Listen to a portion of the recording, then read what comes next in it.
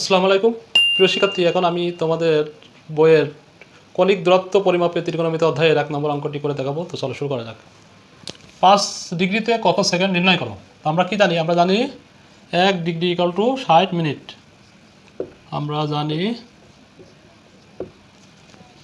1 degree সমান সমান 60 minute. মিনিটকে আমরা এরকম একটা প্রাইম চিহ্ন দিয়ে লিখতে পারি, ব্র্যাকেটে আমরা মিনিট লিখে দিতে পারি। ওকে, তো আমরা এখন এটা মিনিট পেলাম, আমরা সেকেন্ড 5 ডিগ্রি সমান আমরা সেকেন্ডে রূপান্তর করবো। তো আমরা এখন 60 মিনিটকে আমরা সেকেন্ডে যদি কনভার্ট করি তাহলে কী পাবো? 60 আমরা কি জানি 60 সেকেন্ড সমান সমান 1 মিনিট, তার মানে 60 গুণ 60, ঠিক আছে, এটা সেকেন্ড। তাহলে আমরা কি লিখবো?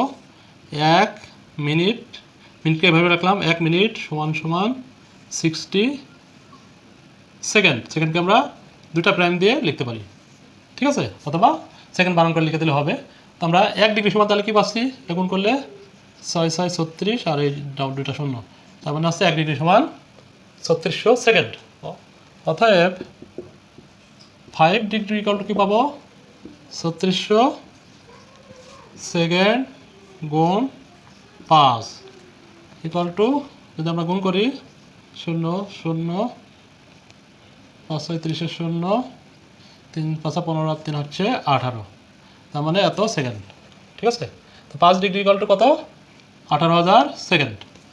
তো আমরা যদি কোথাও এমন লেখা দেখি তাহলে কীভাবে পড়ব? ওকে, এইটা মানে হচ্ছে 7 ডিগ্রি, এটা মানে হচ্ছে 10 মিনিট, এটা হচ্ছে 30 সেকেন্ড, ঠিক আছে।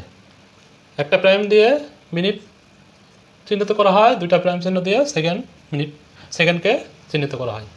এভাবে আমরা যে কোনো ডিগ্রিকে প্রথমে সেকেন্ডে কনভার্ট করে সেটাতে গুণ করলে আমরা সেকেন্ড পেয়ে যাব। আরেকটা জিনিস, সেটা হচ্ছে 1 ডিগ্রি কাকে বলে? একটা পূর্ণ ঘূর্ণনকে যদি 360 দিয়ে ভাগ করা হয় তাহলে যে কণিক দূরত্ব পাওয়া যায় সেটাকে 1 ডিগ্রি বলে। সাপোজ এই যে এখান থেকে আমাদের পুরো একটা সার্কেল ফিল আপ করতে কত লাগে? 360 ডিগ্রি। এখন এই যে কোনো একটা পূর্ণ ঘূর্ণনকে 360 দিয়ে যদি আমরা ভাগ করি তাহলে আমরা কি পাবো? 1 ডিগ্রি পাবো। আর 1 ডিগ্রি সমান সমান কি? 60 মিনিট। আর 1 মিনিট সমান সমান 60 সেকেন্ড আমরা জানি। তো আশা করি এভাবে তোমরা খুব সহজে অঙ্কটা করতে পারবে।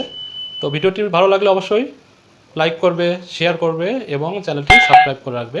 আর পরবর্তী পর্বগুলো অবশ্যই দেখবে, তাহলে তোমাদের আশা করি প্রাইভেট পড়া লাগবে না এবং এই অধ্যায়ের অঙ্কগুলো খুব সহজে আয়ত্ত করতে পারবে।